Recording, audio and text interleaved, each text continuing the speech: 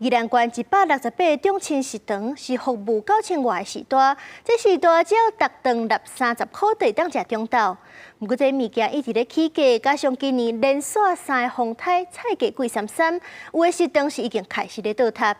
另外，这宜兰城出名的葱啊，受到风台的冲击，逐公斤是已经破900，破纪录。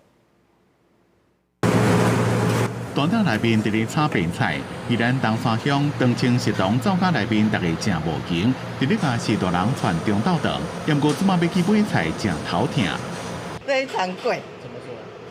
台风过后啊，因为接连2个台风来，都影响到那个菜价啊。这几年物价一直起，佮加今年连续3个风台，菜价是贵33。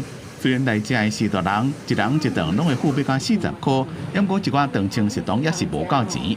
县府的小会处用滚动式的检讨让这些长辈最起码在涨价的时候不要出得太快。我们已经专签请县长可以来核定它食材的补助金。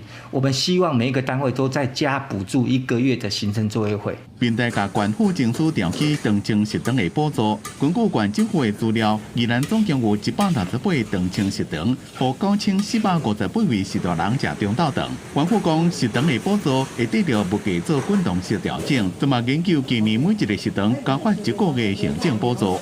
一支就收60块啊！宜兰的三星葱啊，也因为风台，吹到上悬的泡卖绩效，1公斤超过900块，照安尼算，一支葱啊就要60块，创新高纪录。天的葱价已经来到1公斤900块了，然后平均价格570，比去年比昨天来讲的话，上涨大约1000。今天早上价格一出来，本来想说今天要休息，也不做了。看到这个泡卖绩效，有卖葱油饼的业者讲。 本来想讲今仔日规期休困卖做，要若伫市场买菜，民众也讲，即卖菜实在有够贵，买袂落去。